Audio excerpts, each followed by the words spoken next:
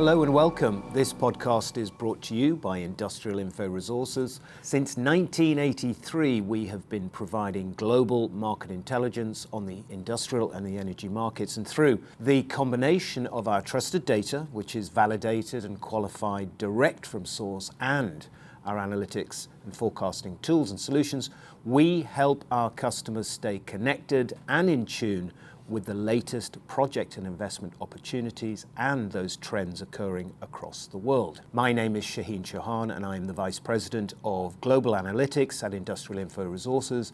I'm based in our Dubai office and I've been with the company now for almost 15 years. Today, to help unveil some of the trends that we are seeing from our global research, I am delighted to introduce not one but two of our industry experts. We have Gorrie, who is our Senior Vice President of Oil and Gas Production Research, and we have Britt Burt, welcome guys, who is our Senior Vice President of Global Power Research. Welcome to you both. Now I am going to start with you, Gordon, put you on the spot.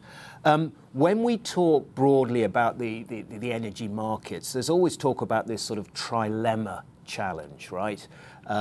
Which is really about trying to balance what can be often three conflicting goals. You know, energy security, the second is energy affordability and cost, and then finally, sustainability. It is always acknowledged that sometimes can be a bit of a misbalance between these sort of three, objectives.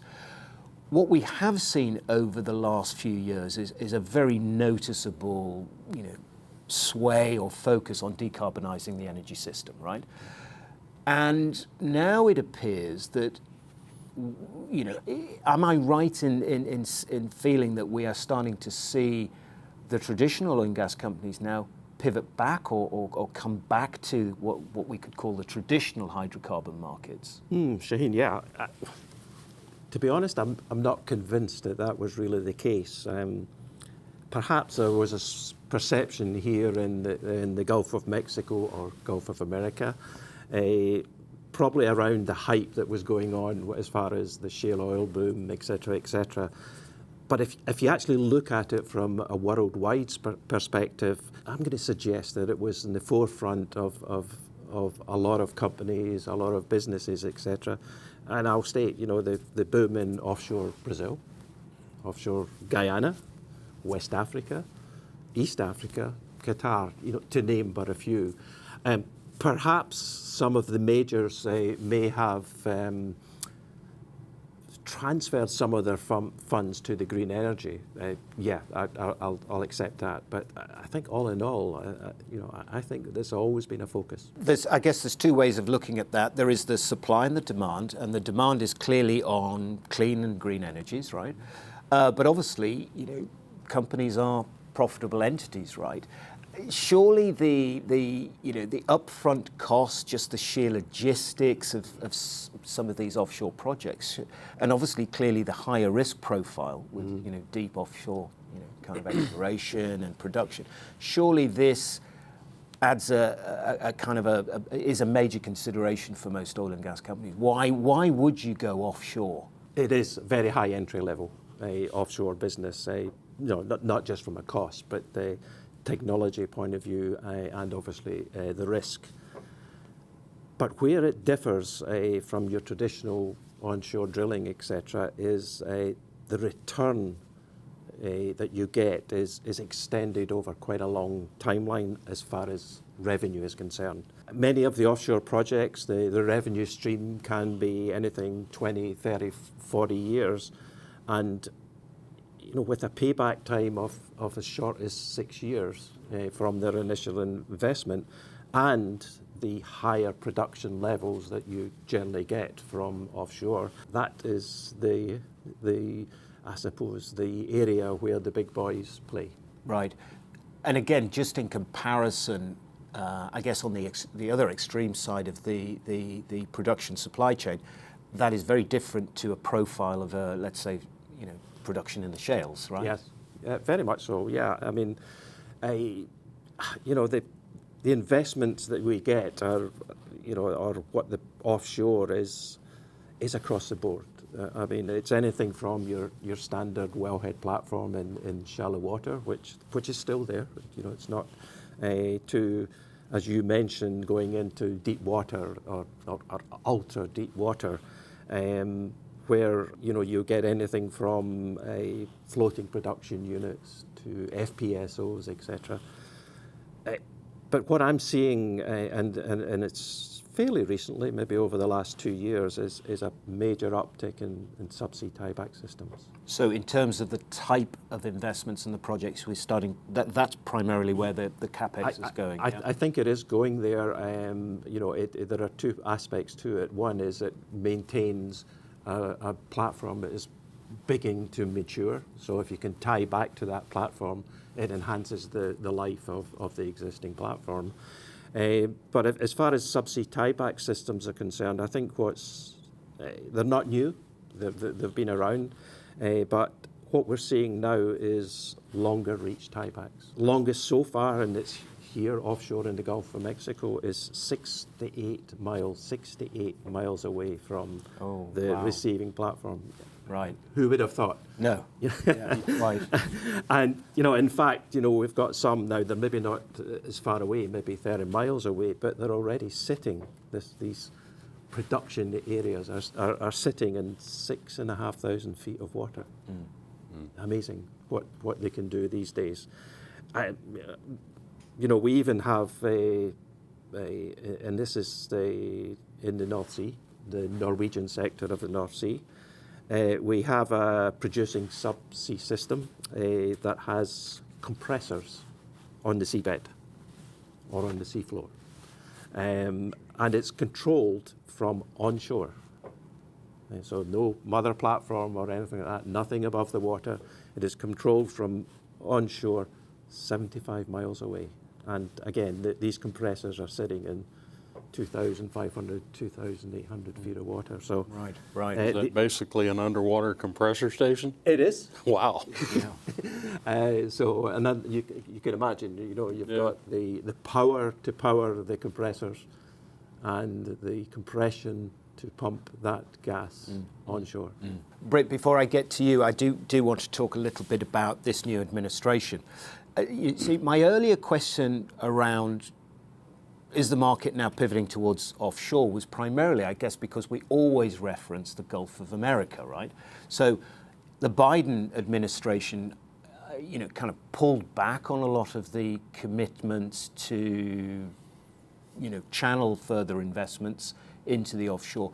Clearly, we have a very supportive new administration, drill baby drill. Are we now actually seeing kind of tangible steps to bring offshore back onto the agenda? Are we starting to see things happen specifically, I guess, around accelerating permitting or anything like that from this new administration? Good question. I think drill baby drill is fine to say that, but you only drill baby drill if the price is right. Across the board. But I mean, let's go back slightly. So prior to the start of the year, all indications were that the Gulf of America, Gulf of Mexico, whatever you want to call it, the main capex spend was slated to take place 23 through 27, averaging about 32 billion per annum. Now, just an average, of course. So all of that would include the exploration side of it, the production drilling of it, the infrastructure, including tieback systems, as well as decommissioning of redundant equipment or redundant platforms. All indications are that 23-24 was close to the 32 billion spend, so that didn't go away. However, I've got to say that there's a question mark with the recent drop, quite substantial drop in the oil price that could put a spanner in the works. Now, we'll wait and see, because I think the big telling point will be when the next Gulf of Mexico lease period comes up. When is that? I think it's June this year. Okay. June this year. Not far off. Reported to be a big one. Okay. We don't know what that means. Just it's a big one. Right. By that you mean acreage, the acreage available? Possibly, it's just a big one. Okay. Right. I think you could all decide what that means, but it's reportedly a big one. So as far as I'm concerned, Huge. yeah. As far as I'm concerned, that will be a telling point, and that will tell you the appetite that these companies have to go further in the Gulf. I hope that answered. Very much so. Thanks, Gordon. Now, Britt, about time we got you to do a little bit of work here. Yeah, you have to say. Oh, Turning to offshore wind, obviously wind continues to play a major role in decarbonising the power market, the power system. I think we're tracking, over $2.25 trillion worth of currently active wind-related projects around the world. That's what your researchers are tracking as of today. Now that is a colossal number of capex that's kind of sitting in the pipeline. I mean, realistically, how much do you think of that could typically go forward? I know your researchers are tagging each individual project with a high, medium, and low kind of probability. So kind of using that as a metric. Of that 2.25 trillion, how much could we expect to see? yeah. Well, it is a difficult number to put my finger on. You talk about the total spend. If I look at it in terms of capacity, that equates to over 800 gigawatts of offshore wind capacity. So if I look at the projections, to put it in proper perspective, I guess, right now, we have about 80 gigawatts of operating offshore wind capacity around the globe. IRENA, the International Renewable Energy Agency, had projected 492 gigawatts by the end of 2035.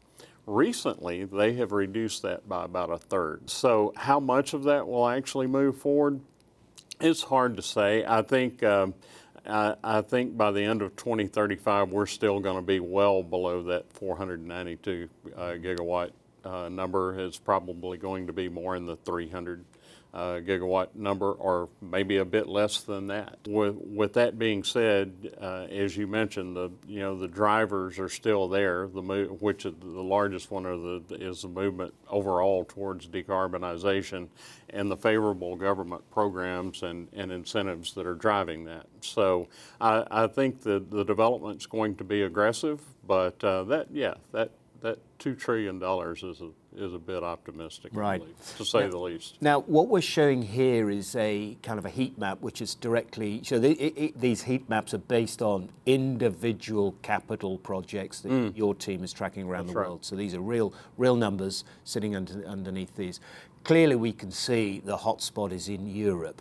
Is Europe still dependent on European or even country level tax incentives, similar to what's been kind of propelling and stimulating the US market? Are they still needed in Europe? To a certain degree, but we're seeing more and more of those operate independent of the subsidies that are in place for them. Apart from Europe, of course, Asia is a big region of development as well, and China, Taiwan, Japan. I don't think anything's really going to slow it down in China. Japan and Taiwan and some of the other regions in Asia, I think the costs are going to delay or possibly lead to the end of some of those projects. But that's what we're seeing right at the moment. Right, so cost as in the impact from the current trade tariffs, I'm assuming. I guess that's going to be a consideration. I mean, these turbines, the bulk of the equipment is steel plus aluminium, correct? So yeah, the steel and aluminium or aluminum, as we say here in America, would be the key components that are affected by the tariffs. Absolutely. Right, Gordon. I've got it. Sticking with the whole tariff theme. All oil and gas infrastructure is based on steel, right? It's the primary input. Are we seeing kind of oil and gas project owners kind of take a pause, just sit back, or are they not bothered? And there are sometimes when it's really specialist steel, which is limited where you can get it from. So yeah, but I mean, my honest answer is, tariffs will always have an effect, but to what extent, I'm really not sure. As far as the oil and gas industry is concerned, and especially offshore. I think that could be said, same could be said for the offshore wind industry as well. And let's be honest, the tariffs have been very much a moving target. It's hard to say with any certainty what effect that they're going to have. Yeah. Well, I think for your industry, there is the 25% tariff on steel and aluminium. That's been in play for quite some time. It's this double kind of whammy tariff that we may see on some of the turbine OEMs, right? I'm assuming a lot of the technology, the equipment, the physical, material inputs are made in Asia. Would that be correct? A lot of it is, and then a lot of the supporting equipment as well, the transformers, the inverters, things such as that, a lot of that's made in Asia as well. In the offshore business, it always will be a worldwide procurement channel. Bits come from all countries all over the world, and as I say, there are specialist steel that you need. So very hard to judge the impact, to be honest. It's worldwide procurement. I'm not convinced that that we could here speculate as to what the effect will be. Yeah, I hear that. Either today or whatever changes next month. Right. I guess one thing I want to come back to some of the impediments that may kind of rock the oil and gas, sort of pipeline going forward. Now, obviously, we do have a degree. The current outlook, there's certainly a degree of uncertainty that's in the market, and we've seen a number of crude analysts and forecasters kind of reduce their projections for what oil prices could trend at, both for Brent and WTI. We've seen analysts go sort of everything from sort of $62 a barrel for this year, maybe softening even further to $58 a barrel or thereabouts for next year. And then obviously we've got this break-even cost, right? We've got shale, this wide range. We've got, the oil sands, which is typically probably the highest break-even cost. We've got the Middle East, which is certainly Middle East onshore, we're down at $27 or thereabouts. Where does the offshore sit? Because my view, my assumption would be that it's going to be quite high, and we're going to need to have a fairly robust, supportive crude price to be able to support those projects. Would that be fair to say? Or are we in the window? I think we are in the window, but I want to go back in one of the statements you made about the Middle East, the 27, but that's, for the project to break even, but not necessarily for the country. Yeah, there's the fiscal budgets. Fiscal budgets rely on a good oil price, so that it's okay comparing, but you're not always comparing apples with apples when you look at that. The short answer is, and I think I mentioned before, is the lower oil price. At the moment I'm seeing is it may put caution on sanctioning something immediately. There may be more of a delay on it. So I still think we're in positive territory as far as offshore is concerned. But remember, offshore projects are long term. So sometimes you can sort of ignore the short term where we are today, because you know that you're not going to be producing until 4 or 5 years from now. Right.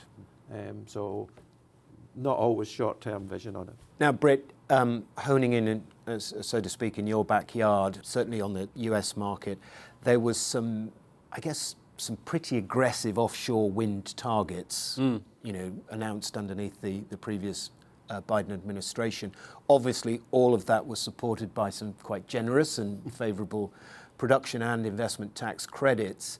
We've kind of seen those wound back, and a little bit of pressure on the Inflation Reduction Act. What's your view of, and I guess a moratorium, if I'm right, would moratorium be the right word to say, actually, no more cash is going to, no more support for offshore wind? Well, one of the first things President Trump did shortly after he took oath, the oath of office, was sign an executive order that basically put a stall on releasing new offshore leases for wind farms, and then beyond that, a 6-month review of the permitting process and the approvals that had been granted to that point. So yes, it has put a bit of a moratorium on these developments. Recently, as part of that permit review process, a project that was being developed called Empire off the coast of New York, they've had their permits stalled to move forward any more with that. Also recently, we've seen RWE pull out of or freeze, not necessarily pull out of the market, but they have frozen their activity in the U.S. offshore wind market. Prior to that, we had seen Ørsted and some others that had kind of backed away from the U.S. offshore wind market. So I don't expect to see aggressive development in the U.S. for the next 4 years anyway. There were some aggressive targets put out there.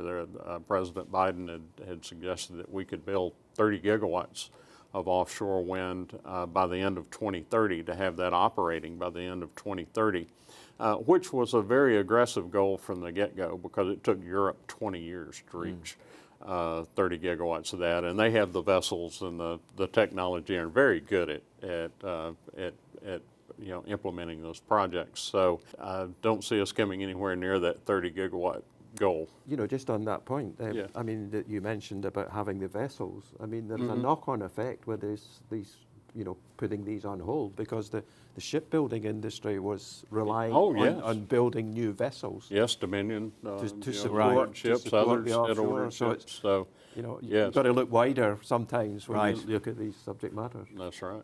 Right. Well, look, in the interest of time, I think we could sit here and talk all day, but just to try and get some conclusion to this, your one throwaway summary My statement. throwaway is from my own point of view. I mean, I got introduced to the offshore oil and gas market 50 years ago.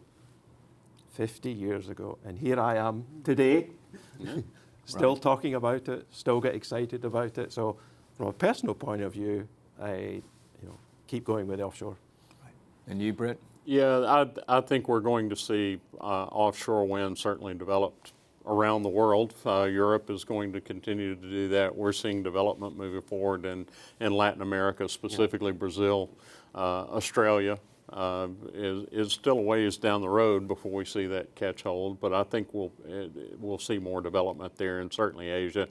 What happens in the U.S., I believe, it wouldn't surprise me to see us move forward more of that activity, but I think it's going to be on hold for the next 4 years anyway. Okay. So we'll see how that all works out. Okay. Well, look, thank you, gentlemen. That actually brings us to the conclusion of our podcast. Just a very, very big thank you. Really enjoyed the conversation and the discussion. If any of you who are tuned in and have joined us, you've got any further questions on either the wind markets or indeed the oil and gas markets, then please, you can see our contact details here. Do get in touch with either myself, Gordon, or Britt. Thank you again for everybody who's joined us today. I hope we have helped you better navigate some of the currents of change that we're seeing today. Thank you.